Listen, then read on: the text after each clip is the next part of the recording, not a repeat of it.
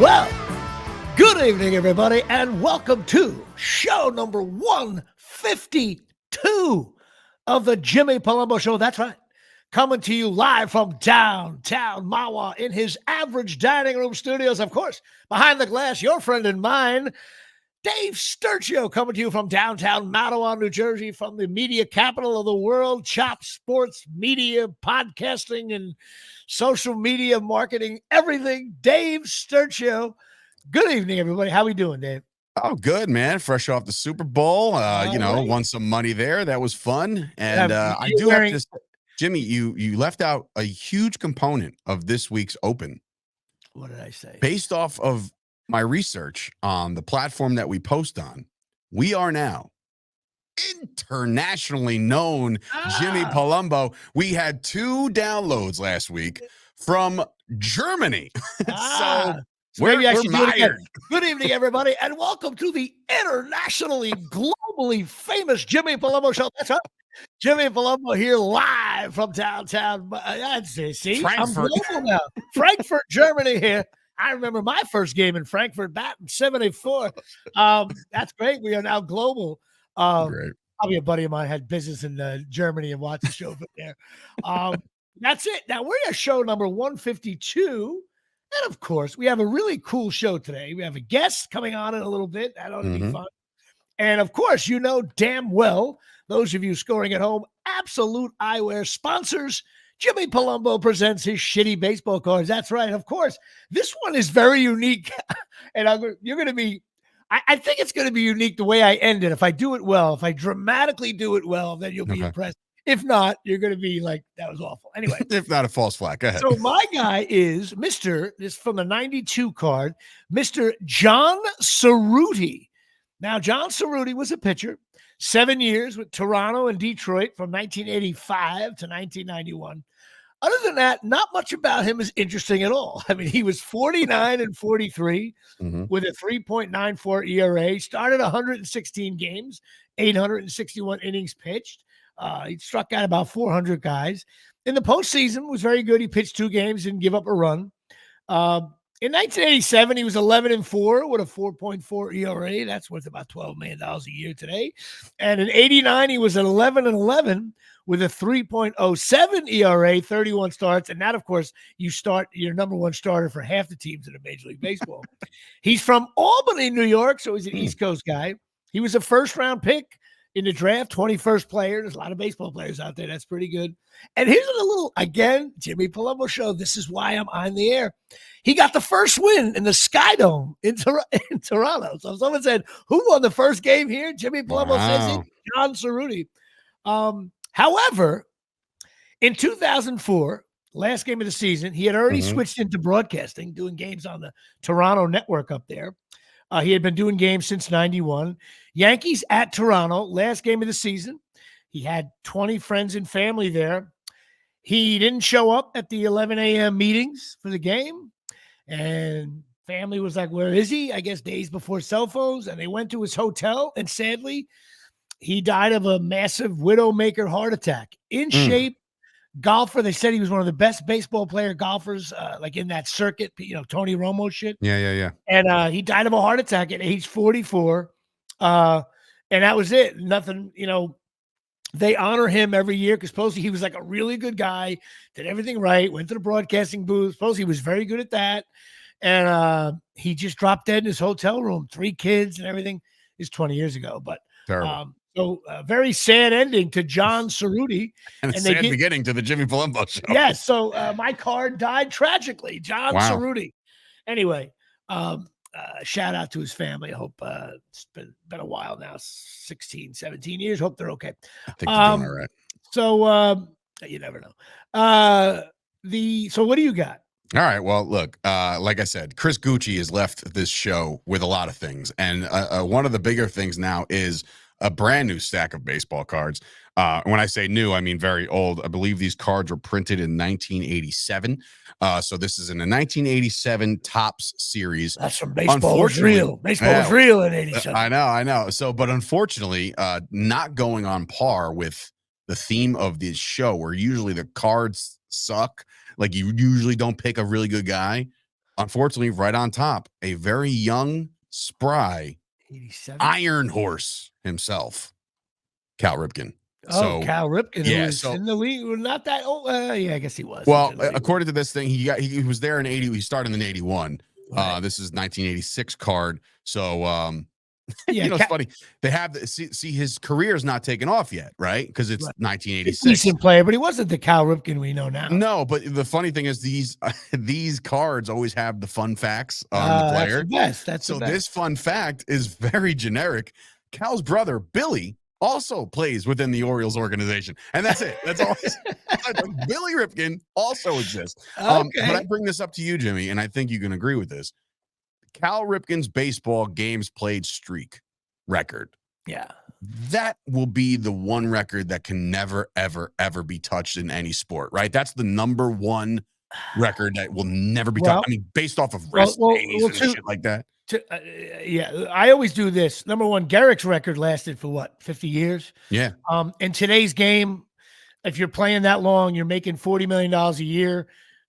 They rest you when they want to rest you. And also, Ripken's record was actually a little more impressive because he played more full 9 innings. Lou Gehrig one time got his hand caught in a meat grinder, and he let off the game with a base hit, of course. And he played with broken toes, and they took him out of games a lot. But there's a lot of rumors about one game.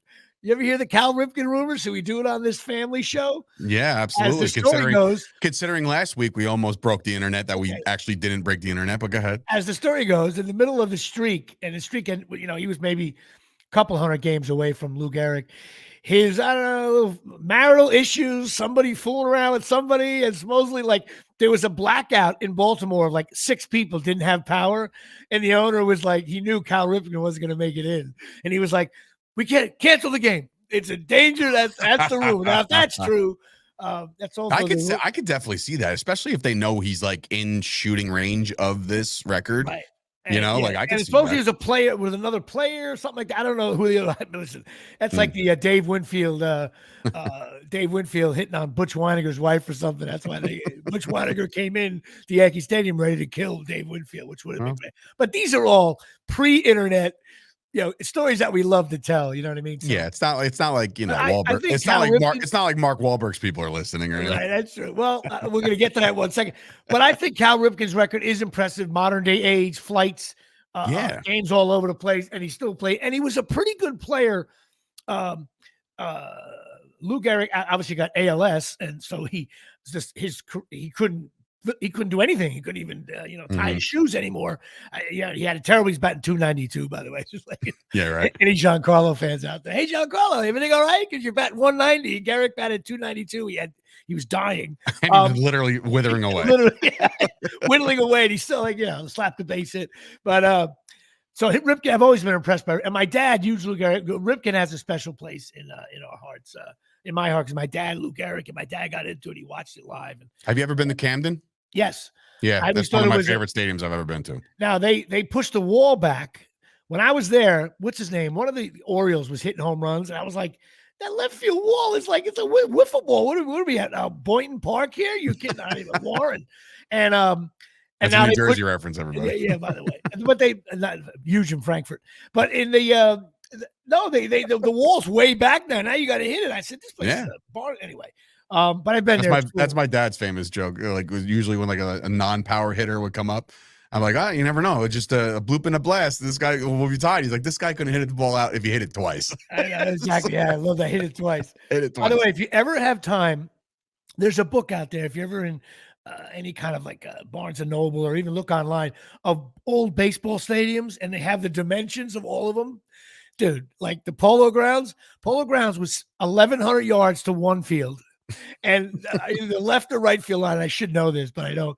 The left field line was 130. So, and then the original Yankee Stadium, I think down the line was it still is. What are you talking about? No, it was even further in, but dead center field was there was monuments out there. People would, it was 600 yards dead. If you hit a ball dead center field at Yankee Stadium, you were out because the guy would just drift back. Anyway, it's a really funny book. What? It's really funny. Anyway, that's it. All right, so we got Cal Ripken and John Cerruti. God rest his soul.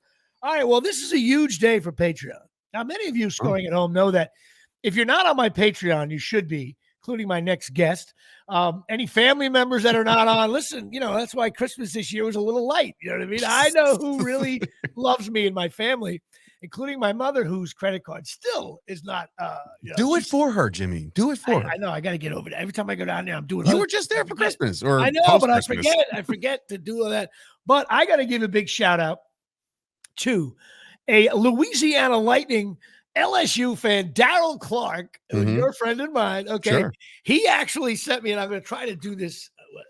I'm not good with props. What did he send? What is that? He sent me this huge cake. It's a king cake from New New Orleans, from Rendazzo's Bakery. Dude, I'm on a diet. You a cake from New Orleans? Yes, these are like these specialty cakes, especially right before tonight is Mardi Gras, and it's starting. Oh yeah, that's right. What do you call it? Fat Tuesday, and then Lent starts tomorrow, and then everybody shuts down. But this cake, I had a slice of it. I'm on a diet. I'll probably have one. I was just going to say, you were doing so Dude, well. I know, but you know what? I took a little slice. You can see it's like got a glaze on it with cinnamon. He sent it to me. I think that's wonderful. Send like I do not know him. Slices to Chop Studios. He's I know. I'll get him to send you something down there. It's and that's a really nice gesture, Daryl. I really appreciate it. And I'm going to give this out to my father-in-law and some other people that'll. I can't eat. If I eat this whole thing, I'll be like 300 pounds. I had some all power. right. Well, that's my. I'm still stuck at 39 Patreons. So anybody listening, why don't we just get to an even 40 and we'll start the battle from there? You know what I mean? Sure. We are approaching our 3-year anniversary, which I should probably know the date of that. I don't. Crazy. That's crazy to me. Yeah, that means Shop Sports is coming up on its anniversary too. So we'll do a special. Maybe we'll have Chris on for that show. Both of you will. I'm sure he'll be available. Yeah, he'll be available. Well, there was a couple of minor games this weekend. The Chiefs Niners. Oh, yeah. Not a lot of people watch that, but okay. Here's my quick take on the Super Bowl this year. The only skin I had in the game was I put $50 in FanDuel and I made 10 $5 bets. I won a few of them. I lost $4 on the game. I had no skin in the game except my nephew, Jimbo, who I love dearly, was actually at the game. He's a huge Chief fan. That's right. He won that big fucking bet. He won both bets now, paid for his trip and then some. He got 2 tattoos, the first bowl. Now he's going to get a third one like a jerk off. I mock him out for that when we're down at my brother's shore house in the summertime. Like, dude, with the I hope you're old and gray and they're all shitty and Mahomes looks like he looks like Mickey Lolich and stuff. 3 people just drove off the road. But I thought the game was boring as hell. First half was even into the third quarter, and I thought everybody was playing lousy. Like I thought. Now again, I was sitting with 5 or 6 people, and we were watching the game intently. I was, a Super Bowl. God bless. It's an American holiday. It's a great day at Shea. And although I wish they had the dirt infield, be cooler. I thought I didn't think anybody was playing well. Even my boy Pacheco didn't fumble. Dude, Pacheco fumbled. CMC fumbled. Yeah, these guys don't fumble. Maybe they got the yips. It's the Super Bowl. You know what it was. If you look at the highlight, sometimes a guy's arm just comes flying in behind. Yeah, you just don't see it coming, right? Right. So, but it was like nobody was playing well. It was actually like a boring, lousy. And my biggest thing, and it's the reason why the Niners lost, and you know this from being a Cowboy fan, I'm a Giant fan. When you're up 10-3 against God or Tom Brady or Mahomes, and it's 10-3, and then it's 10-3, and it's 10-3, and you're ahead. If it was a boxing match, you're ahead on all 3 cards. Judge Ramirez from Mexico City's got it 117, 112, and all of a sudden it's not 10-3 anymore. And then the other thing is when you miss an extra point, you can't do that. You can't miss an extra point. And also you can't. San Francisco put the Giants in the Super Bowl by fumbling a punt, and he fumbled the punt again, and he should have just jumped on it. He tried to scoop it up. They say that's why it's fixed. Bullshit. Well, no. Are you talking about the fumbled punt? Yeah. Well, he saw it. What he did was saw the ball hit another player. But you got to jump on it. But he tried to scoop it. Typically, yeah. But if he cannot give up possession. Of course, they scored in the first play. The whole thing. By the way, the Super Bowl overtime rules are getting like women's field hockey rules now, that's a very funny joke to people that are in the know. First of all, me and my buddy was like, who gets the ball? Who scored? I'm thinking, don't they start at I was trying to fuck with the people in my room by going like, no, everybody starts at the 25. I was doing that thing like college overtime. I was just trying to freak people out. I don't know. Oh, you get the ball twice. He gets the ball. I don't know. If you get a safety, you win.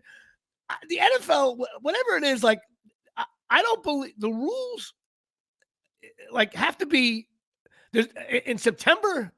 Like football fans are stupid people, myself included. We need to know over and over when you kick a field goal, it's 3 points, right? You can't just all of a sudden have a little article on ESPN. By the way, field goals are now 4 points. Like what? That's how stupid we are. We get used to repetition. We know it was sudden death for 800 years. Then they tweaked it. If you kick a field goal because Aaron Rodgers has to get the ball back and all that stupid rule. Anyway, it was a cool game at the end because it was a lot on the line. But you know what? 49er fans, man, crying your own beer. You were up by 3 in the fourth quarter and you gave up the tying score. Then you went up by 3 in the overtime and you let them pretty much waltz downfield. Plus, you didn't know the rule, which I didn't. That if the time had run out, they just switch sides. Did you know that? Now I'm like, first of all, they got to get rid of that. It's got to be like. Yeah, I heard Tiki Barber and I hate Tiki Barber, but Tiki Barber had a better. He's like that's unacceptable because it takes the pressure off of everybody. Like if you don't have to worry about the clock in a sport, it like stinks. boy, oh boy, that's weird. Anyway, but Jimmy, they don't worry about any clocks in overtime in college. You have no problem with that. No, it just didn't. It was something about it I didn't like. Anyway, there's no urgency. You don't have to. You're not urgent. And the other, and it sounds like the Niners didn't really know it. So hey, coaching staff, hey Shanahan. Yeah, well, that's also and ignorance. Kyle Shanahan, listen to me. Here's how the 49ers are going to win it real easy next year. I already sent him a text. He agrees. I told him to watch every football game from 1958 till 1966. And all you do is you run the ball a little bit, then you pass. You run a little bit, then you pass. Then you pass a little bit, then you run. You don't do all these plays. He is the poster boy, and Franklin on Penn State does this. The Cowboy coach does this. Everybody in that booth's like, I know what to do. I know we should just run it in here. I'm gonna do an XYZ because we were the whole. I'm the smartest guy in the room. I'm the smartest guy in the room. Yeah. You suck. The 49er coaching staff to me blew the Super Bowl. Again, it was another game to me, and I was wrong, by the way. Full mea culpa here at Shea. Taylor Swift, remember I said they're done, it's over. I could not have been more wrong, and I think it's 11 times. I say this. And my dad was counting the entire time. He was like, 10. I just found out now Taylor Swift's the greatest recording artist of all time. I'm like, Sinatra, Bing Crosby, Beatles, and stuff like that. Let's see. Molly Hatchet. And I can't wait to see an aging Taylor Swift back at the Garden for a one-night show only in maybe the year 2048. And my daughter will be going to tickets. She'll have 4 kids trying to get out of the house. Anyway, I'm tired of Taylor Swift. I'm tired of Kelsey, even though he's kind of cool. And his brother and another fat bastard and the weird people that are in the booth. And know what's best? And my mother be the same way. The mother's the only one. Is she the only football fan in the room? She looked aggravated, pissed off, like my son's playing like shit. We're not playing well. So like ignorant me, like during the celebration, like when Taylor finally got to the field level and started hugging and kissing Kelsey, like she's like, I was doing like the voice of her, like to my dad. I was like, "Oh baby, how many home runs did you hit today?" I'm just like completely fucking clueless as to what's happening. You know what? I think she whispered to him, "I was supposed to do 2 shows in Tokyo for $74 million, but I flew back to watch this awful shitty game." Anyway, halftime show. You loved it. I went on. I'm a nostalgic guy. Like I like Usher's music. No, I'm saying Usher's music was big back in the day. Okay, listen to me. Still is. I don't know Usher's music that well, but what I did do, I did my research. Okay, more than you do with the card stuff. No, you didn't. You didn't do research. You got pissed off. You were the angry man on the porch. Here it is. Ready? Here's my research. Should have been Hatchet. Would have been great. That's why I wore the shirt. Here's what it should have been. They got a new album coming out, by the way. Hatchet. No shit. I actually went on Apple iTunes and said, "Wait a minute, this guy Usher's huge. Let me find out." And it was like a bunch of songs. Like, "Oh yeah, I remember that song. I remember that song. I remember that song. I remember that song." And then he goes on a Super Bowl, and there was like ballads. The music was boring, and he's dancing on the field. First of all, bring the stage out, right? I don't want you. I'm watching. If it was a Giant game, I'm like, I don't want you like dancing on the field where the Giants are getting 3.5 in the Super Bowl. And the only cool thing was the roller skating. At least Rihanna He almost tripped. I saw him almost trip. Which would have been then it would have been the greatest show of all time. It would have been like, ice skating here. Peggy Fleming getting involved. I just said Peggy Fleming. She won the gold medal in 1972. Only you know anyway, only I know that. Rihanna's show was better. Steve Vindy just drove off the road. Yeah, Steve Vindy. Is he ever on the road listening to the show? I don't know. All right, that's our Super Bowl thing. You know why? By the time the show goes on the air, the Super Bowl's been beaten to death. Both our teams suck. They lost. They're out. So, like, we are we're like bad rehab patients at an alcohol center. We're finally getting better. And because we got a young Giancarlo, by the way. I heard he's already in Florida. I thought you were going to say he's already injured. No, he's ready to go. Giancarlo will be the comeback player of the year and possible MVP candidate. All right, now quick things. My Scarlet McKnights, Rutgers beating Wisconsin, lower 11 team in the country. They've won 3 in a row. I've been down on Rutgers hoops all year long, no doubt about it, and they deserved it. But you know what? They got this guy, Jeremiah Williams, back. They got this other guy with a long name. I don't even know how to pronounce it. He's a backup center as well. And all of a sudden, Rutgers is playing like old Pico last couple of years. Rutgers, they're playing really well, beat 3 teams in a row, Michigan, Maryland, and Wisconsin. And there's talk, if you look at it, there is a little bit of a path to the NCAA tournament, but they really got to almost like they got 8 games left. They almost got to go. They pretty much got to go 7-1, 6-2, and I think they have to beat Purdue in a couple weeks. And they're number not 1 impossible. Didn't they do that like last year or 2 years ago? But now Purdue's number 1 team in the country, and they anyway. Also, I don't understand the Knicks. They made a trade. The Knicks got 11 players. 9 of them are hurt. So last night I scored 4 points. I got in the game at the end there. But the Knicks game last night, terrible. We're recording this on a Tuesday, so Monday night's Knicks. Yeah, the Knicks Houston game. Brutal. You can't call that call on brutal. Just brutal. Horrible. And then even at the end, there was issues with the clock with .03 left, and Thibodeau. But you know what? Thibodeau was like, he was pretty cool at the end. He did a great move. Everybody was hoping he would bash the refs. He said they got a tough job. So good. And did you hear Brunson? How did the refs do? Great game. Next question. I love they did that. It was so horrible. Good. And now the head of the ref said it was a shitty call. And it was a late call. Shitty and late. Anyway, that's that. My Knicks. That's all I got there. But of course, since we got a guest, I want to hurry this show along a little bit here, Shay. Yeah. He's waiting impatiently. I can feel it. That's all right. Well, he'll wait. Because he's a good guy. ChasingMiracles.com. That's right. Chasing Miracles. They are the stem cell patches. Go to ChasingMiracles.com. Talk to Tommy and Donna. It's shit your body needs. There's no needles. You put them right. I got them on my back. I got them underneath underneath my belly button. That's where you put them. I didn't put them on that. Hey, I was like, growth. Anyway, you got to check these things out. They're great. My mother uses them on her knees. She's avoiding knee surgery. And now she's playing for the Knicks. Right. She was an 8th man off the bench against the Knicks. The Knicks looked like they had 3 guys on the bench. They were playing like a 3-on-3 tournament on 4th Street there. On the over 40 league. Yeah, exactly right. Anyway, ChasingMiracles.com. Energy, weight loss, appetite suppressing, better sleep, improved skin for 3's got it. We're tied. All well worth it. Go check it out. ChasingMiracles.com. Okay, which brings us to sponsored by CornholeLevel.com. Now, Dave, I'll let you. Yes. So I couldn't even have a conversation with Jimmy when he first started this podcast back in 2021 without him mentioning this following movie entitled The Family. Why would he bring up The Family? Well, I had dinner with DeNiro, and I had dinner with Michele Pfeiffer, and I had Tommy Lee Jones as me and my buddy.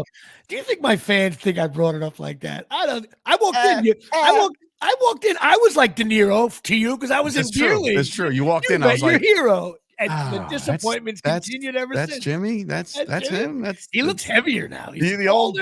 That's all the hoopla. But anyway, Jimmy's credits this week features The Family because again, a movie that you were out in Paris. That was awesome. I got to hear all the stories. And today's guest obviously was with you with this. I'm more interested in his role as Yogi Berra, but we'll get into that. Yeah, we'll get into that. We got a really cool guest. Well, listen, I booked the auditions were in like 2012. The movie came out in 2013. Now, the movie is directed by Luc Besson and produced by his wife, Virginia, who's a doll. And Luc Besson, Leon the Professional, the Taken movies, all the Transporter movies, Fifth Element movies. And he's a writer, producer, director. He's one of those rare guys. Like you can go to Luc Besson with an idea and he makes the whole friggin' movie. Also in the movie is Robert De Niro, Michele Pfeiffer, Tommy Lee Jones, and your friend and mine, Dominick Lombardozzi, We became good friends. Also, a young rookie out of New Jersey, John DeLeo. I got to hang out with his mother and father. He was only like 15 at the time. And the absolutely lights out Kevin Durant, Diana Agron, who was like 25, calling for the ball, just casually running one-handers. She was beautiful. She still is. If she's listening to this, you're hot. What can I tell you? Also, Paul Borghese, hint, hint for our next guest. And also Vinny Pastore, Big Pussy, was there. Now, the reason why I think this, listen, I don't care if this story to me, the whole thing with the family is mind-boggling. Because here's why. I went on the audition, like every other jerk off. You go in, you audition, blah, blah, blah. Then I got the call back, right? And I had like a shirt and tie, detective kind of looking crap. I go in there, and every single actor, probably including Paul, probably read for my part. Every actor that I read with all the time, including a couple Soprano guys, were all in the callback room. Okay. And I'm like, oh man, like this was like, you got to face Judge and then A-Rod and then G. Like it was like, all right, So I go in the room, and Luke is in the room. Now, I was somewhat familiar with Luke's work, but I didn't. Fifth Element is not one of my favorite. I love that movie. I know people do. I'm just admitting it. I wasn't I'm a Bruce Willis guy, so yeah. I get it. I was only familiar with the First Taken and Leon the Professional, which is a great movie, and creepy too, but cool. So I go in the room, and he's sitting there, and he's got this French accent, and he's talking to me, and so he starts asking me questions like, where are you from? What do you do? So like, I'm like, oh, I'm from New Jersey, and he's like, oh, where do you live in New Jersey? Now, not thinking, this guy's from France. He doesn't know New Jersey, right? He goes, where do you live? I go, no, what a jerk off. I said, you just get on the Parkway, go to the stop sign at the end and make a left. I live right there, right? That's a Jersey thing. Like if you live in Cape May, you go, you just take the Parkway all the way down till it hits the end. You make a left. Same kind of, it was that kind of thing. The silence in the room, okay, was now the casting director was a big time kid.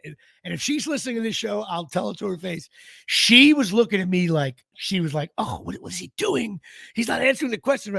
So I was also in another movie that came out that had a unique thing. It was like a romantic comedy from the male point of view and the female point of view, but they were two separate movies.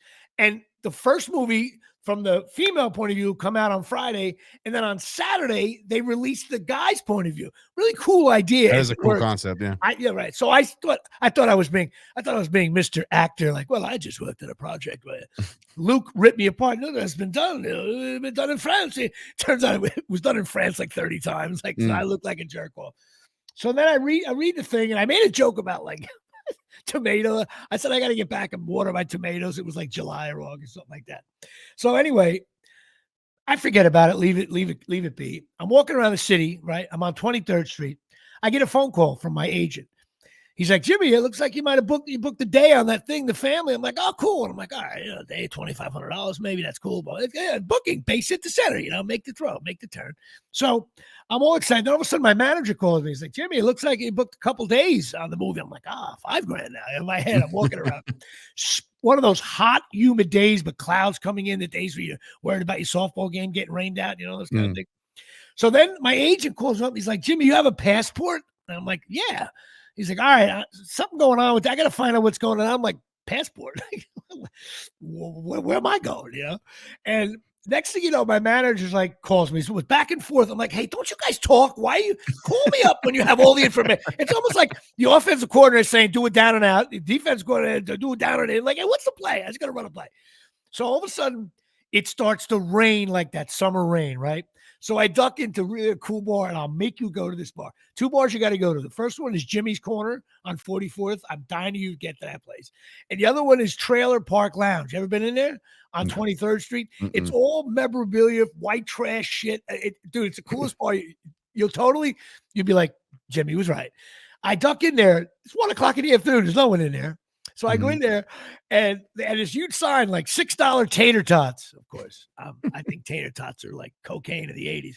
So I just completely loaded up on. So the calls come. Next thing you know, it goes from 1 day's work to like, Jimmy, you're going to France for 6 weeks. Like, man. And then he goes, and DeNiro's, you're working with DeNiro. and Michele Pfeiffer and Tommy Lee Jones. I'm like, oh my God. That's like someone saying, no big deal. It's going to be Tony Dorsett, Tom Brady, and CeeDee Lamb. I can't believe I'm putting him in that bracket. But I'm like, what? Yeah, that's an awful joke. So I'm like, oh my God. So, but the coolest thing was I'm at the phone. Now the lady, a little bit of a hot bartender. She's probably like, I don't know, 50, still in the league, but back up, playing the USFL and stuff like that. She says to me, she goes, well, who are you talking to? I'm like, I said, I just booked a major movie here. This is nuts. She goes, really? Oh my God, that's so DeNiro. I'm telling her, like, but I'm not doing it to flirt with her. I'm just like, I just found out. So then I swear I can almost tear up doing this. I call up home. My father answers the phone. Jimmy, what are you doing? He was always aggravated about something. I was like, Dad, I just booked a movie with Robert De Niro. Oh, no shit. You got to be kidding me. Well, I got to go to France. You got to go.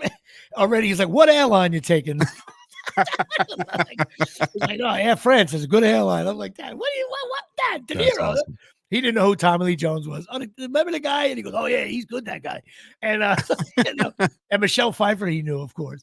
So then my mother got on the line. My mother's like, oh my God, screaming, Artie, you didn't even react. My mother's yelling at my father. I don't know, Eileen, they doing a movie in France. I was wondering. So they're yelling and screaming at each other. And I'm like, holy shit. So next thing you know, I was like, oh my God, I'm going to France. So my buddy Anthony, who produced Beer League, calls me up and says, Jimmy, you booked that movie. My buddy Dom is in it as well. Dominick Lombardozzi. I think you two were playing together with the two cops. So next thing you know, we talk on the phone. We meet at the airport. Now Dominick's a little more, he's way up the food chain than I am. And I'm more like, I was like the kid happy to be there. I'll be the backup. I'll be the holder. What do you want me to do? I don't care. Clipboard. But there was always a little part of it. I was like, but you give me like 2 or 3 series. I'll bring them downfield. I always have that in me. Like, I think I stink, but I can hit a 65-yarder and grab the tee. So I'm sitting there and I'm like, we start drinking I knew you'd laugh at that. Nobody gets that. I realized my material is for 0 people. One, me. So we go to Kennedy Airport. We're in that like crazy lounge that no one gets to go in. Those ones. Yeah.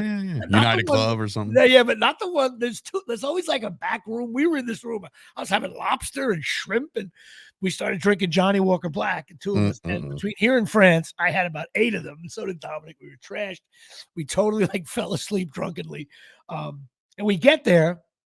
I see the Eiffel Tower. I'm like, I'm in France. What am I doing in France? You got to be kidding me.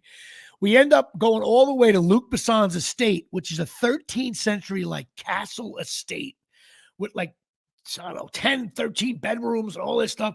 And it was actually the Nazi headquarters in World War II. It was the closest from Normandy. As a matter of fact, they were the first one to skedaddle once they found out, like, word got through, they've landed. All right, pack it up. Let's go. Those guys were on motorcycles getting out of there. And so there was a big courtyard.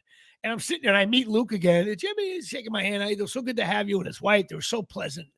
And next thing you know, I see this like kind of old guy coming up. I'm like, all right, that's Robert De Niro. And I kind of acted like if I had a cigarette in my hand, I was like, hey, Bob, how you doing? Like, I was like, it was like the guy coming to clean the carpet. You're gonna clean the carpets in that area. Do my room. It was like very relaxed. Next thing you know, this kind of brutish guy comes walking up, and I'm like, okay, Tommy Lee Jones strolling up to the guy, and he's meeting Luc Besson for the first time, and they're shaking hands. Meanwhile, I'm like, he goes, and Luke's like, and this is Luke doesn't play that Hollywood game. He was like, Tommy, I wanted you to Jimmy Palumbo, and you could tell Tommy was like, I don't know who the fuck that is, but I'll shake his hand.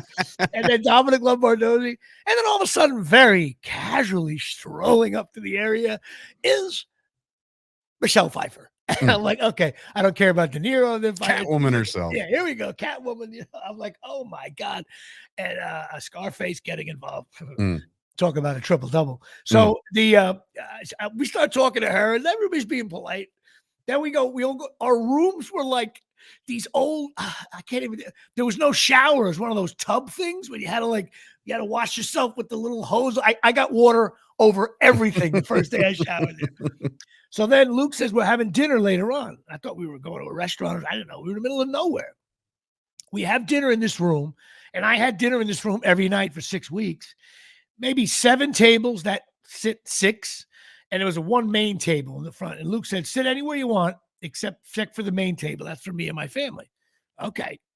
But he goes, no, but my kids aren't eating tonight. So why don't you and Dom sit with us? Now we're at the main table, right? And all the jerk off actors and crew guys are looking up like, who's that asshole getting on the main table, including sitting in a shittier seat is a young Bobby DeNiro, Michele Pfeiffer. And I'm up there. And of course I knew, Jimmy, act like, I've been in the end zone before. Just hand the ball to the ref, man. You know what I mean? Inside I'm going, no excessive celebrations. Just get I'm there. sitting there and I'm like, so I didn't know, like sometimes I know a little bit about showbiz, but sometimes when you go up against people that really know ins and outs of showbiz, you sound like you're almost like, oh, my favorite movie is Golden Pond. Like, you don't know. It's like, you don't know what you're saying. You're a jerk off. You know what I mean? So I decided to not talk about showbiz. Luke starts asking me about Jersey tomatoes. And I'm like, he was like, oh, you've got to send them to me. He was so excited to send tomatoes. Everybody's looking at me like, what? He's got this guy talking about tomatoes. So after that, everybody was looking at us, and me and Dom the next night had to go to the shittier tables, which were only like 5 feet back away. to where you belong, Jimmy. $10 bottles of wine that were probably $100 bottles of wine from Luke's private stock, and we were getting per diems of like $200 a day. So it was like the meal cost us like $30. I had 11 glasses of wine and I ate. You know what I mean? So, but every night when you walked in, this is so funny to me. You walked in and you sat at a table, but if DeNiro walked in and he saw you, he'd just sit down next to you. Like what you do like a lunch hall. Like, hey, how you doing, Jimmy? Dom, how's it going? So our table became like that, the main jerk off table. Like everybody wanted to sit at our table. Got to the point where I looked up one night and no one was sitting on Luke's table. They were all like me and Dom. So one night it was like me, Dom, DeNiro, and Tommy Lee Jones.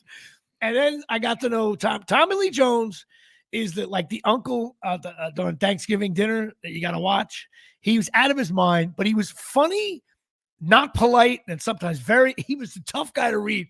And he was a little rough on me, but I was like, you know what? He's shitting on me, but I don't care. Like he's not shitting on anybody else. I went with the theory, like he likes you because he's shitting on you. Sure. But the craziest thing was, I look outside, and it's a farm, really, where this place was. And there was this big thing where they put the grass in a big roll on a farm. And Tommy Lee Jones said he owned a farm in Dallas, outside of Dallas. And I said, hey, Tommy, what are those things? I asked him what they were. He goes, oh, you roll them out, you feed your cattle with that, horses, blah, blah, blah. Another guy at the table asked, well, how much is it for a big roll like that? Now, in my mind, I asked what it was. I didn't care how much they cost. A little dog, there was dogs running around in this place. A little dog came up. What are you doing? The dog goes, hey, buddy, what's going on? Tommy Lee Jones was still looking at me, and I started to play with the dog. And Tommy Lee Jones goes, typical. Goddamn Yankee doesn't ask a question, doesn't stick around for the answer.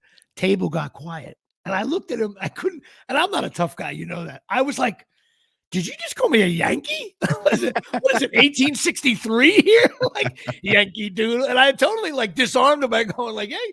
And then the only thing I could say, I go, oh, that's right. You're from Dallas. I forgot. I said, my mother lived in Dallas for 2 years when she was younger, which is true. And I go, she always says, never trust a Texan. And the table got bone silent. He goes, all right. But after that, he loved me like I was his boy. We were like totally going to having a good time. And it was just so much fun. And he would order real expensive wine and nobody would touch it until like the fifth dinner. He's like, hey guys, when I order wine, you share it. I don't care. I'll just get another one. I don't give a shit. You know what I mean? So of course I didn't drink the $10 wine for the rest of the trip. It was just, then we get on the set, right? Now, Luke said to me, and Dom, listen, I'm a real nice guy, but once we get on the set, I don't want to hear about makeup, wardrobe. You stay near Video Village. You stay near where I'm at. DeNiro was in a chair with a thing reading the New York Times. He was 6 feet away from where Luke was. I said, Dom, I'm going to stand just off. I'm going to be 4 feet away from Luke Besson the whole time. So the first day we were so nervous. Nope, they didn't have chairs for us because we were not stars. And they had this coffee machine. I thought it was coffee. It was espresso. I had like 9 of them. Finally, Dom started to get in twitches. I'm like, hey, I'm a little too amped up. I don't feel right. I was like, some lady comes over and says, guys, I was wondering, you were drinking too much of that. We were drinking it like it was Dunkin' Donuts coffee. I was like high as a kite, wired up. And we started doing the scenes. We were able to get through it. And it was just like wild experience. Complete. I can't even tell you. Like at lunch, they serve wine. I'm like, this would never go with Vinny from Queens on a set of Law and Order. Like, yeah, have some wine. The guys would be trash. But the weird thing was, he called me and Dom his pussy cops, and pussy in French means like a wussy. Not there's no sexual connotation really. That's what it means here too, Jimmy. Well, no, you know what I mean. It means like more like you being a wuss, not. Anyway, it's a different connotation. All right, fine. He would say, where are my pussy cops? And we come running over to do the scene, blah, blah, blah. So what happened was me and Dom wanted to get him a gift at the end of the shoot. And so we went to the headquarters of Mont Blanc Pens. We were in, because we shot some scenes in Paris as well. And we went into this pen store. And the lady came out. She was elegant. She very casually showed us a $3,000 pen. And I was like, that's beautiful, but not for this occasion. And so she brings out a $600 pen. I figure we'll split it 3 and 3. It's not that bad. And a nice gift to the director who could be changing my career path, right? Mm. And then we had to tell her, she goes, what do you want printed on it? And I was like, oh, here comes the uppercut. I'm like, pussy cops. Her face, the disappointment. Oh, let me see if I don't know if this pen can take that. You went back, I had to check with the engraver in the back room. She goes back. She was like, he said he'll do it. Like, it was shitty. It was an awful transaction. We gave him this pen. You would have thought we gave him like the greatest gift of all time. He's like, oh. And then, of course, he says to me, we're going to make the movie Pussy Cops. Well, I'm going to make a movie with you two called Pussy Cops. And he goes, I'll get the paperwork signed. And I'm looking at him like, yeah, all right, whatever, Luke. Just shoot the rest. The only crazy day, 2 crazy days on the set. I had a tough scene with Michele Pfeiffer where I had to tell her to relax, go out, we're going to get through this. I misread the scene. And I thought I was doing good acting. And all of a sudden, Luke says, Jimmy, no, what are you doing? No. Now I got Michele Pfeiffer. I'm in front of her. Her knees are out in front of me. I got Dominick behind her, and he's an awesome actor. And Luc Besson is screaming, no, Jimmy, you're not doing it right. I was like, oh my God. Luc Besson just said, you know what? Send me back to America. And I had no timeouts left. I'm like, here we go. So I'm looking over. And then he said to me, Jimmy, you're not a good cop.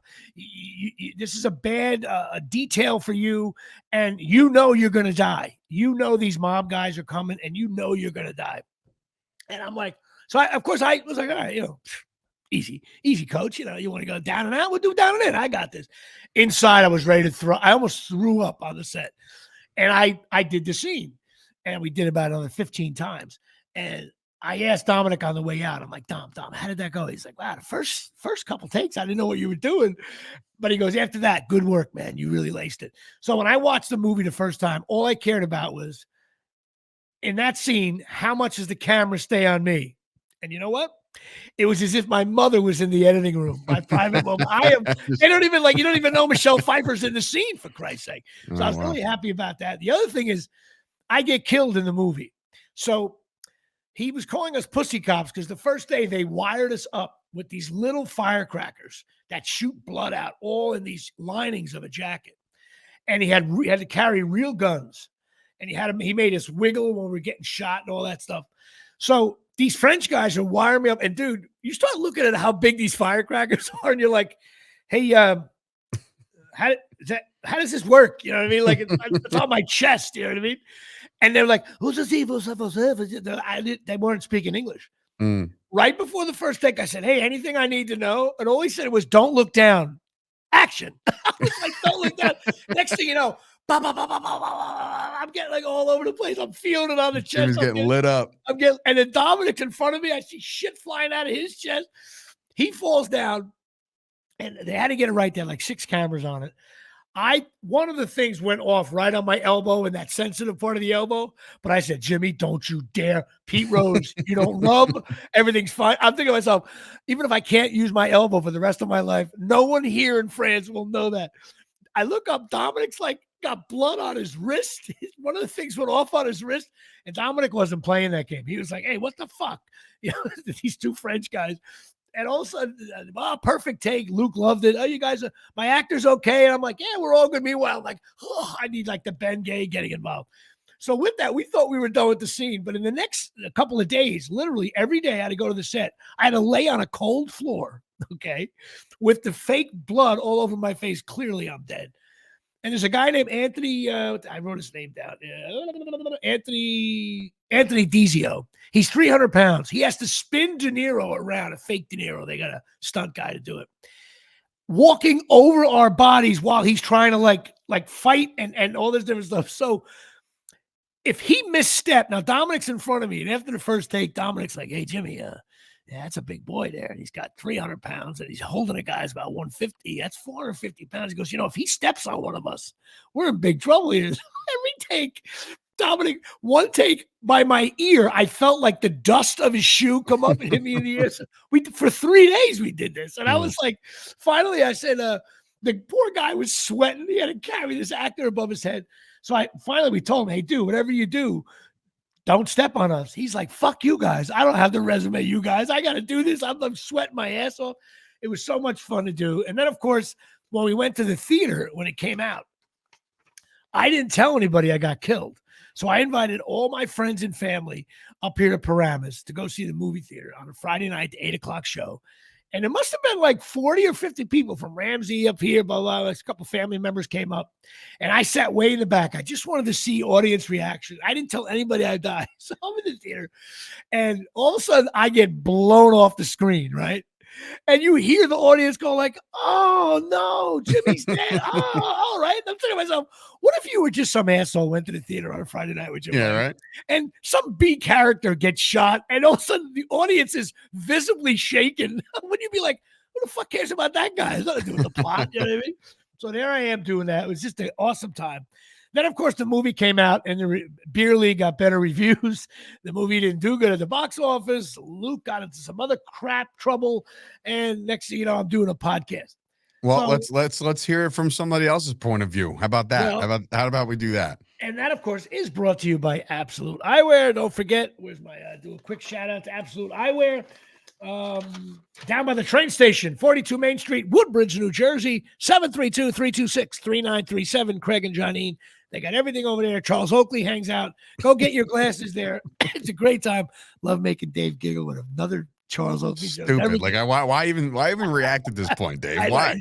What the fuck? You said it for 152 fucking times now, and I'm just like, can't help it. Any joke, Charles Oakley, you smile, you giggle. Yeah. Anyway, well, I have a special guest here, Jay. Now, this gentleman I met, I met him at auditions, and he's a director, actor, producer. He was in The Family, played the mob, part of the mob guys. He also directed me in a movie back in the day, and we've known each other since back in the day.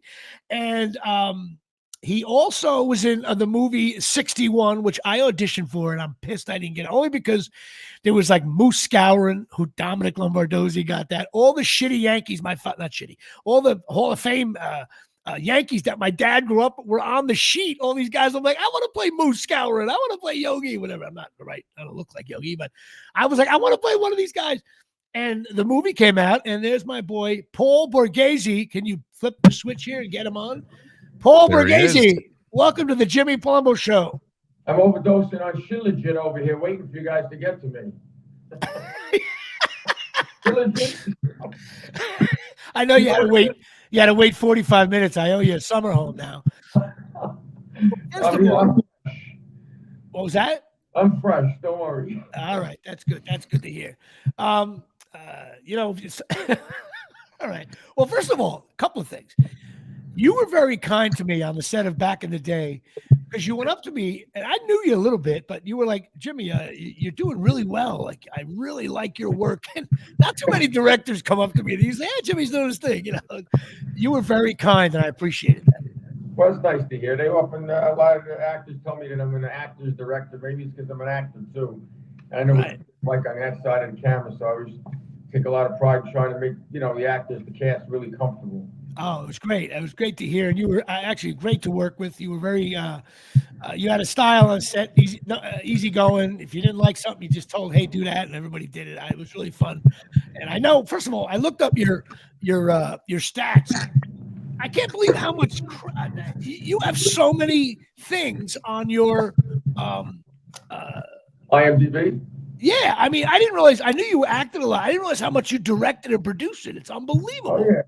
Even like almost like 20 years ago, you did a lot of stuff. I didn't realize. I mean, I was like blown away. But my favorite, one of my favorite ones by you is you directed the Playgirl magazine presents the hottest hunks of South Florida competition. Of all the things to bring up, you got to bring that one up. Well, listen, you've been in The Family. You were in Black Caesar. You were in Sarah Q. You were in The Irishman. Yeah. Obviously, back in the day, you directed Once Upon a Time in Brooklyn, which you like wrote, produced, directed. You were in Julia and Julia, and so many other movies. I was like, oh my God, this guy's a badass. Summer of Sam, which was another cool movie. But what I wanted to ask you about was 61. All right, so Paul, I really tell me about 61. We're both Yankee fans. We both love the movie. You were great in it too. What? I got to hear your experience on that.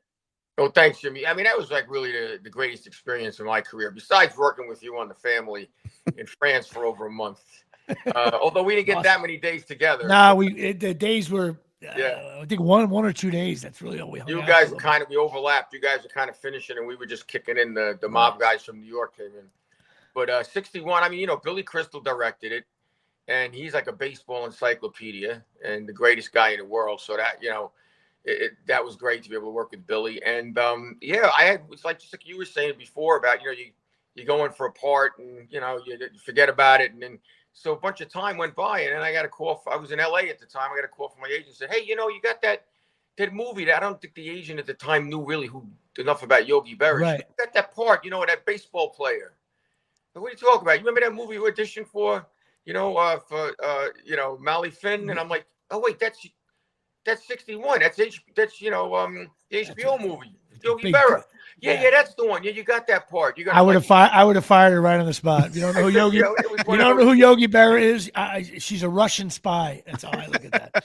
Jimmy's one of those agents you weren't signed with. They had your pictures in the files. And she got me. Ann Wright. Ann Wright. Thank you, Ann Wright. Yeah. They almost signed. I almost signed with them, and then she said no. I got rejected by Ann Wright for free. No good. You got me the part. Now, did you do any? Obviously, you know who Yogi Berra is, but any prep? Did you listen to watch old videos? Trying to get it? Did you do any voice inflections? A lot. Wow, like I played baseball, when I was younger, than softball. Not as religiously as you. No, there's not too many are. And then I had to meet Yogi Berra. HBO set it up for me to go meet Yogi Berra at the Yogi Berra Museum. So I got to spend time with Yogi. You're everything about your career is better than mine, just from that right there. And not only did I have to audition for Billy Crystal, which was a lot of fun because we not only did what was scripted, but he did a lot of improv with me. So fortunately, I did my research, so I had a lot of like Yogiisms down, and I knew where he was from and his background. So I felt like my improv stuff with Billy was really good. Then I had to go to Central Park with Billy to play baseball with Billy.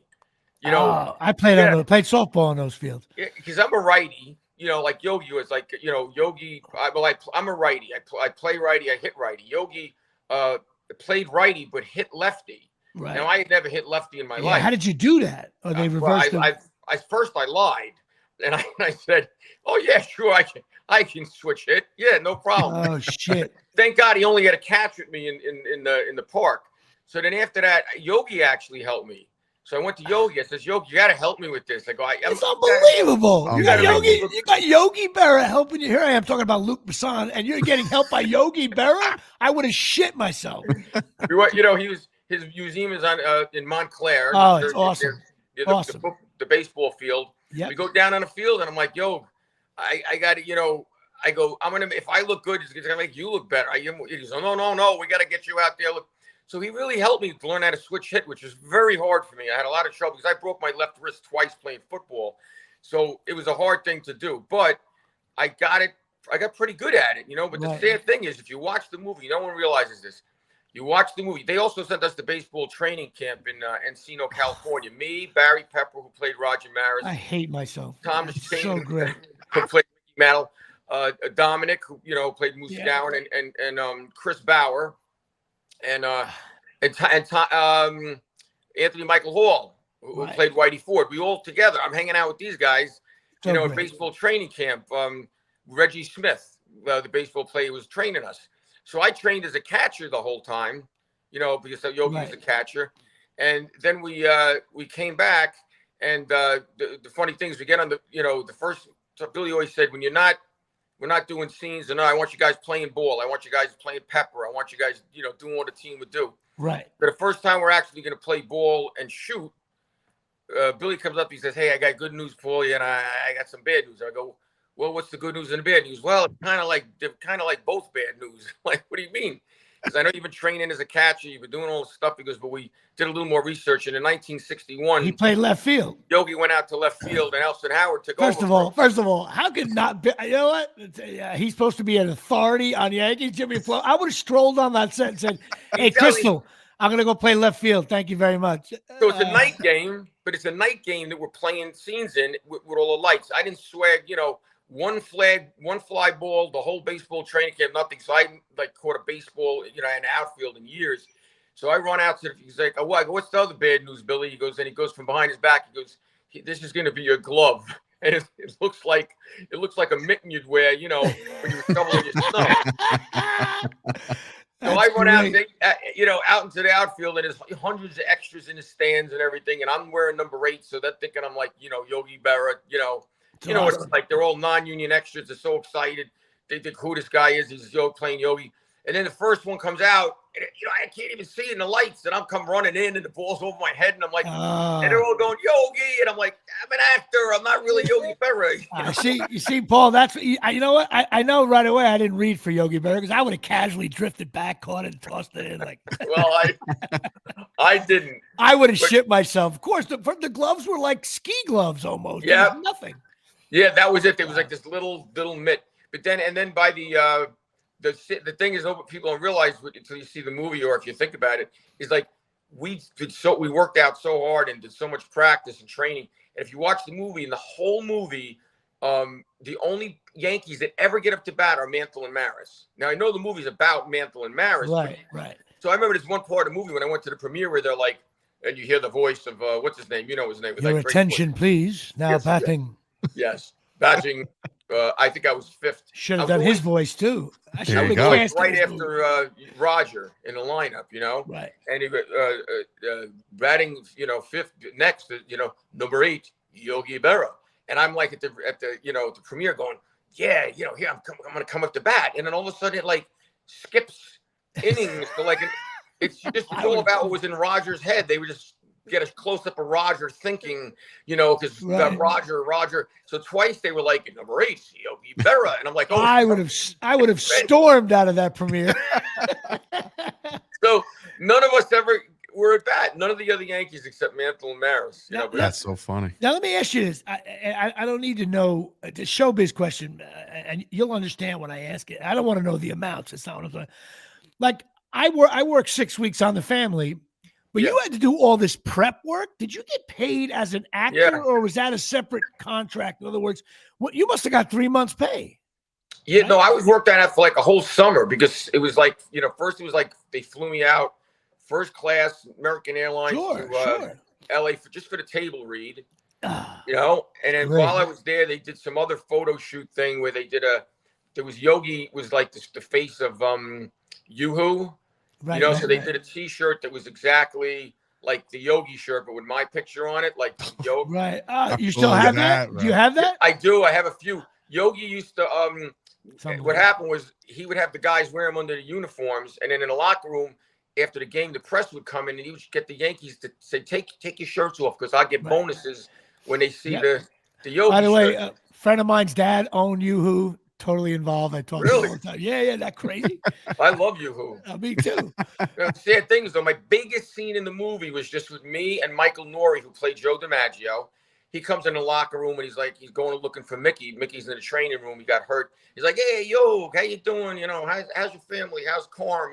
Yogi's wife and him." Right. He goes, "Look at you. You're like a walking billboard." Joe D's telling me because of the shirt. Right. And I had this whole conversation with Joe DiMaggio about stuff. And then he goes into the locker room. So when I'm doing looping, of course, with looping is we're in there before we do the movie, and they're having us do lines over and over, and they keep fast forwarding through it. Right. I'm like, "Billy, you fast forward back and forth through the movie a lot during the session, but like I didn't see the scene with me Whoop. Sorry, I'm doing that. It's like the thing flips in when you get a call. All right. On the phone. So he's like, yeah, we had to cut that scene. I'm like, Oh. Billy, that was my biggest scene in the movie. He goes, Paul, the movie's 2 hours and 20 minutes. He goes, it was up to 3 hours. We had to cut more of it. I go, it was 3 hours. I said, you should have put it in movie theaters. He goes, I tried, Right, So right. you lost my biggest scene. I lost, but whatever. I'm That's grateful. cool. I was happy. It was the Now, greatest experience. Yeah. I know. I love it. I love the movie. Now I know you. My dad for years used to say, everybody, Yogi, he's a little cute guy with the funny phrases, but Yogi was one of the best players in the game for a long time. And I've been hearing that since the 70s. Okay. Cut to, I know you saw the documentary they did this year. Oh yeah, but last seen year. it about 5 times now. And the only reason why the granddaughter did the documentary is she's like, you know what? Everybody knows who my father is, but everybody's talking about Yogi and Yoo-hoo and the Yogi-isms. And I want to show that my father was actually an awesome baseball player. And every now and then on Instagram, they do one of those. Dave, you ever seen those things when they do like stats of a certain player? Yeah. Like Piazza, who? Like Thurman Munson played like there was nothing. Yogi has like stats that are, he struck out only 12 times one year.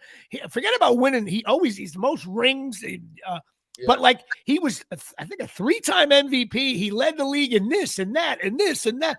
Yogi Berra was really a top 3 or 4 players in the league, and he never quite got the recognition for that because he became the manager and this little kind of funny looking Yoda guy. And everybody, the newer generation. So I love the fact that the granddaughter did that. I tried to get her on the podcast. She did respond back and forth, but then she disappears. So if you know the granddaughter, I want to get her on. Lindsay. No, I'm very, very friendly with Lindsay Berra and Yogi's whole family, really, all Yogi's sons. I built a relationship with them, and I used to see Yogi often after we did the movie because he had the museum. So he'd invite me for fundraisers and things. I'm fanboying out right now, and I actually listen. I'm a multitasker, and I actually just hit up my father-in-law Doug, and I said, "Listen, man, I'm on right now with the guy who played Yogi Berra," and I said, I was like, "This is so cool," and he goes, "One thing," he goes, "Tell him Jackie was out at home." That's all he said. Well, he was adamant about that. Yeah, he was out. Now, there's clips. Somebody put together something on Instagram I saw. Must have been like 40 interviews with Berra. Just him going. He didn't even hesitate. Well, he was out. He was out. He was out. He was out. The documentary was powerful as well, especially with his kids and Dale Berra got in trouble. Oh yeah, the documentary was great. I mean, it really showed people. I mean, he got, the fans got so caught up in, and the newspapers played up so much the side of Yogi with the Yogi-isms and he was like a caricature. They weren't really paying as much attention to that what a ball player he was. Dave, really, Dave, you get a chance. Look up Yogi stats. They're like, hey, like you put it this way: you cannot talk about the best catchers of all time without Yogi being in. And you want to talk about this small, what do you call it, softball era and all that shit. Whatever I don't care what era it was. As a catcher in the game, and you got your Piazzas and benches and everything, and they're great too. But I don't know, man. Like if you look at. Plus, they won a lot, and then he was a great hitter too. Then he goes out and plays left field, and he was a good left fielder. Yeah, what is that? Amazing. Can you imagine Posada in left? Come on, Jorge. and I love the fact that Steinbrenner he fired him. Yogi said, "I'm never going back," and for 15 years he didn't. That's that old Italian giddy. Imagine that. I was actually at Old Timers Day when he finally.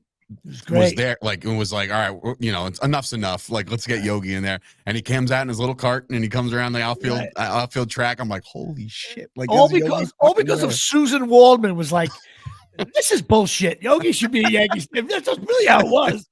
I went to I think I was at the last time Yogi made an appearance at Old Timers Day, and it was him and Whitey Ford on a golf cart. And I had good seats. I remember I was like, wow, like they really look, they don't, I think this. Was it like 110 degrees that day? It might have been. Because I think I was at that one too. Yeah, I remember going, I was able to get a good look. And I remember saying I forget who I was with. I remember saying, I don't think Whitey Ford or Yogi are going to be around next year. I mean, physically they were around, but they were, they no more public appearances. But so wait a minute now. You've also listened. You had a full career now.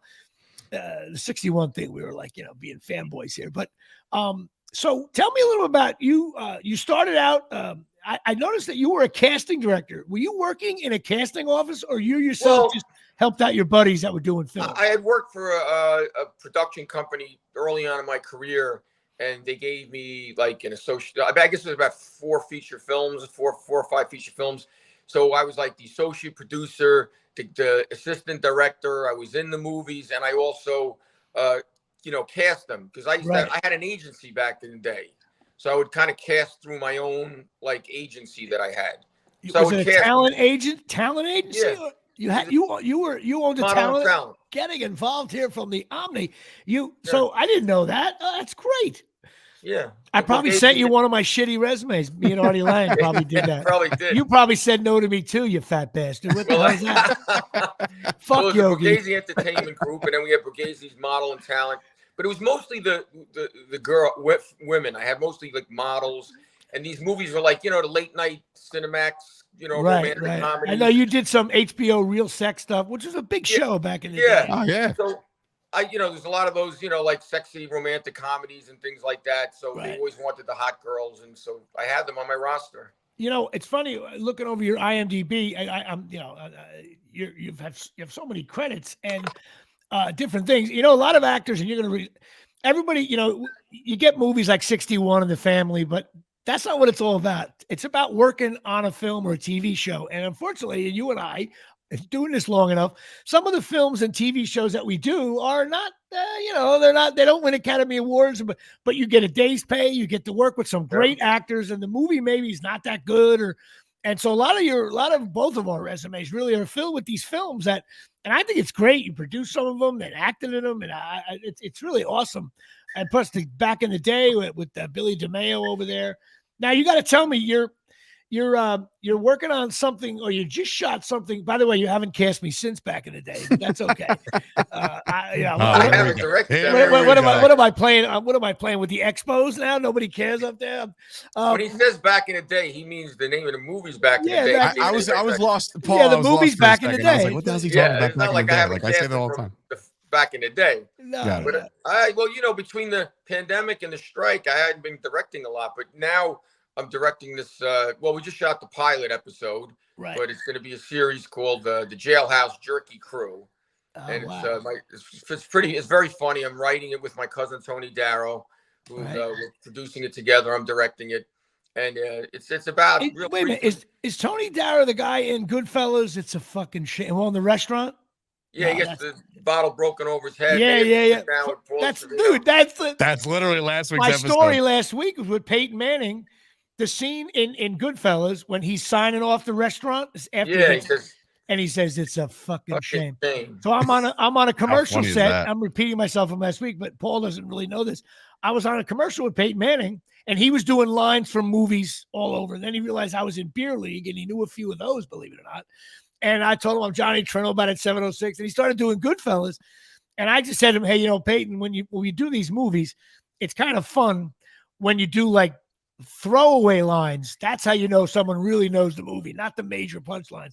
And I said, the guy who owns the restaurant, when he's signing it away, he says it's a fucking shame. And Peyton really started to laugh. So after every take, when they yelled cut, I would whisper in his ear, it's a fucking shame. And I can't believe it's just a weird, this show has weird connections. No, that's funny because Tony, it wasn't scripted like that either. There was supposed to be a whole bunch of dialogue where DeNiro comes over, and they start talking about the restaurant, losing restaurant. Right. And Tony said, Marty said action, he goes, I just felt it. And I just said, it's a fucking shame. And Marty was like, Marty called everybody off. Like, no, don't go through with the rest of the scene. Like, that's perfect. That's all I want. And he really does the scene before he gets hit in the head. Cause it's the, that famous scene with Pesci. Shinebox scene? No, it's the one where you think I'm funny how. Gotcha. But the way he comes up to them, really calm. Hey, it's with the bill. The bill. The way he does that is you're telling Jimmy Palumbo says you're awesome. I love it. So this is a pilot you're shooting. I told him he was doing the show with you today. He knows. I said, yeah, I've seen him. I know there's another guy I've seen at auditions, but when I see him, I think he's like, high atop Mount Olympus over there. So I'm like, oh my God, this guy's, whenever I see actors, do you agree with this statement? You ever see people that really don't care about, once they're in the business, they don't care about showbiz anymore? I think once you lose that, you lose. Like if I'm at an audition in the room and I see like Tony Darrow, the guy from, I'm like, like when do some of these actors stop becoming fans of our own industry? I mean, like anytime, you know what I mean? I think it's great when you see these guys and I get excited about it. I think it's great. Tony just kind of stepped into it. I mean, he's a comedian and a singer, and he was doing a job in Atlantic City. He hadn't done one acting job yet. Great. And his agent said, listen, I got an audition for you. And he goes, I can't go do an audition. I got 2 shows today. It's in New York. I'm in Atlantic City. He goes, it's a big deal. You get on a helicopter and you go there. This is Martin Scorsese. He said, I kind of knew who Martin Scorsese was, but I wasn't really sure. And he goes, no, I don't think I want to do that. He goes, no, you get on a helicopter and you go audition for Martin Scorsese. That's unbelievable. Yeah, so Tony goes in and he's like, oh, geez, who's this going to be like? And then he meets, they're all lined up like, and the dais there for the audition. And then he says, this is a true story. Tony says, how you doing? He goes to shake his hands and he goes, and he said something to him like, he goes, and you made me fly all the way from fucking Atlantic City. I was in the middle of a job. I don't get you. I'm going to come and get you. And Scorsese stopped and Tony said, oh shit, I made a mistake. Like I'm doing shtick. Shtick is only good for the stage. I shouldn't do it here. And Scorsese goes, that's exactly what I'm looking for. Oh, that's great. He goes, I want you to play Sonny Buns. And then he didn't even have him read the lines. Wow, I love it. So basically, being himself got him the job. That's great. That's awesome. Great. Oh that's so my fun. God. So you shot the pilot. Now, what have you're living up in you live in Old Tappan, right? Or Tappan? Well, Old Tappan's New Jersey. I'm in and out of the city in Tappan, New York, which is Rockland County, 15 minutes from the George Washington. It's right over there. You live near the other bridge too, or no? The Tappan Zee Bridge is like 10 minutes from me. George Washington Bridge is 15 minutes from me. And I know you're unbelievably active in all kinds of Sons of Italy Hall and Italian American societies. It's awesome. I always see you post stuff. Are you still doing that? Yeah, I've been a long-time member of the Love Out Sons of Italy, and we have an Italian feast and carnival every year. I couldn't go last year. I was pissed. I was away. It was great. I did it. I've doing it for 12 years now. I'm the entertainment director and the MC and the PR person. But we have thousands and thousands of people, and we raise a lot of money for charity. And everyone and I know come. Performers. Dominick sings at the feast. Al Sapienza sings at the feast. I mean, Louis Venerius sings at the feast. I have all our actor friends that sing. Right. And then plus we have all the guests. Like this year we honored Bobby Moresco and Tony Darrow, and previous years Danny Aiello and Armand Assante. Danny was great. Danny lived right in my town for a long time. I did some stand up with him, and his daughter's in town. She's cool too. Love Danny. We get everybody. That's great. Awesome. I know it's a pretty big fest. I saw a lot of your posts. I'm like, I couldn't go. I don't know why I couldn't go. You even said, Jimmy, come on by, come up and bust balls. I was like, I totally want to do it. I couldn't do it. I was mad at myself. It's a fun 4 days. It's a 4-day feast. Right. I don't know what the pilot that we're doing right now. It's funny because it's a pilot episode, and there's a product. There's an actual product, and it's called. It's this real beef jerky. It's called. This is great. It's called Jailhouse. You see Tony on there? Yeah. Oh, that's great. And he says, "What's your beef?" Right? So it's a real. So these guys wanted to do something with the. Now wait a minute. That's available? It's a real product. It's available on the show. Next podcast brought to you by the Jailhouse beef jerky. I'm totally gonna do that every week to bust balls. No doubt. So these guys. I'll just give you a real brief thing on it. Real brief. So these guys get out of jail. And Tony's the boss, Tough Tony, and he sits them down and he says, all right, guys, you did your time. You kept your mouth shut. You did the right thing and gave them the opportunity to start earning again. So they start coming up with ideas. Don't do anything to draw red flags to us. Make a long story short, they come up with the idea. It's near Christmas. They're going to hijack a tractor trailer that's supposed to be full with electronics.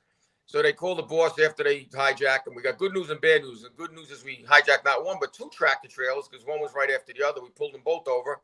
What's the bad news? Well, the bad news, they weren't filled with high-end electronics. they were filled with beef jerky. So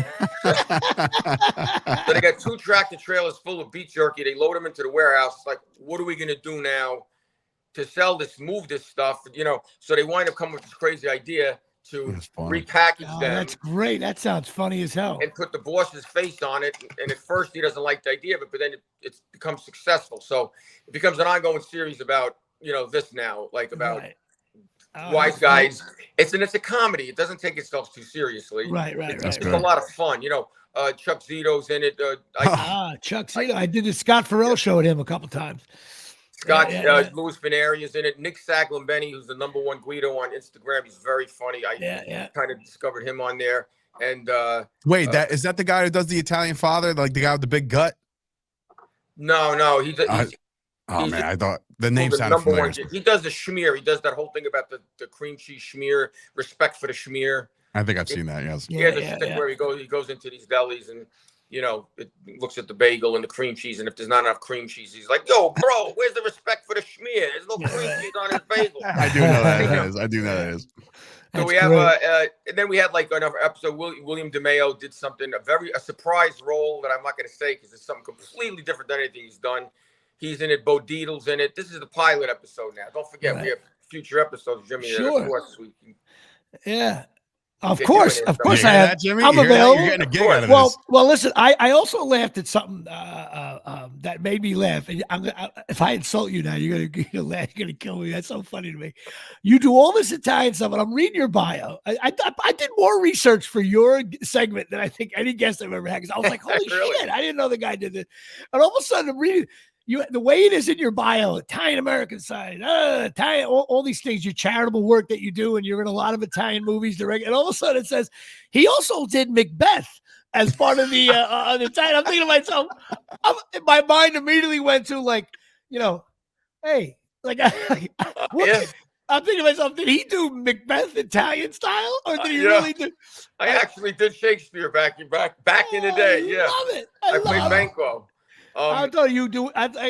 To be and not to be. Go fuck yourself. That kind of shit. I had a friend that sees me that came to see it. He goes, I never heard of Banquo who sounded like he was from Brooklyn before. That's great. But you did Shakespeare. Oh my God. I'm from the Bronx. Yeah, that was hard. I felt like I just had to do it just to do it once. Oh, I don't think I could. God bless you. I don't know if I was good, Jimmy, but I did it. You went from doing the hunks of Central Florida to Macbeth. You are like the range on this guy. You are jack of all trades here. No, really. Back in the day, I was producing and directing.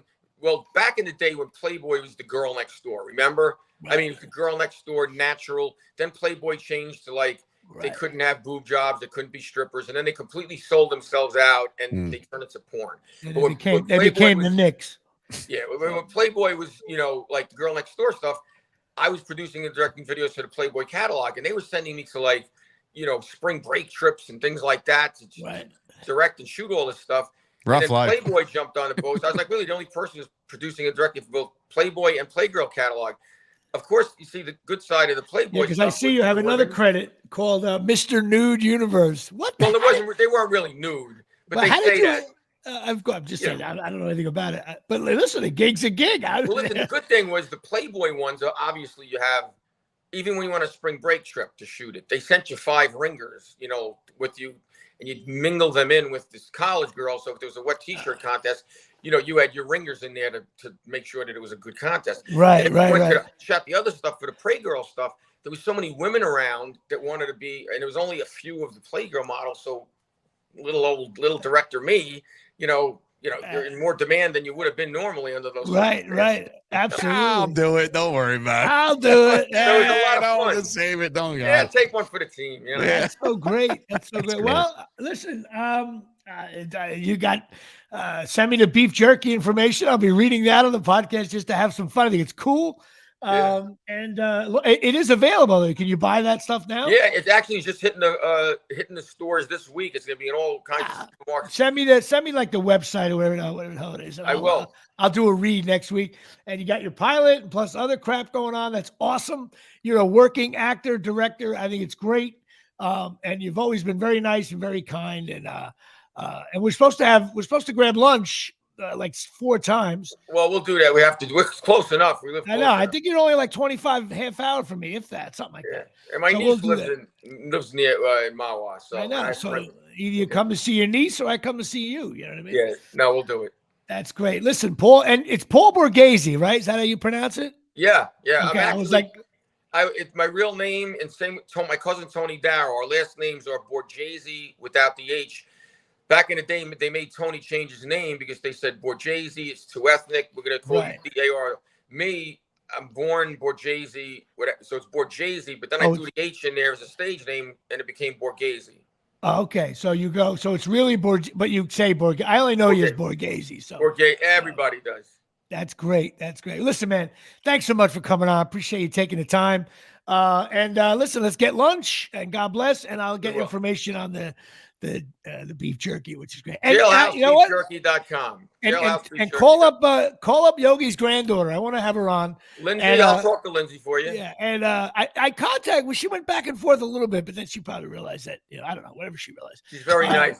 Yeah, she seems sweet. I saw her in the interviews. I'm like, oh, this girl seems really cool. And that's it, man. I appreciate it. I love you, and I will talk to you soon, my man. I love you guys. Thanks. All right. Stay safe in the snow. Bye-bye. Yes. All right. Paul Borghese getting it. Awesome. That was a lot of fun, man. A lot of fun. He's got a great little scene in the family coming off the train when they first get into town. He looks like such a badass, and he's such a nice guy. It's so great. Well, listen, this show, once again, getting involved.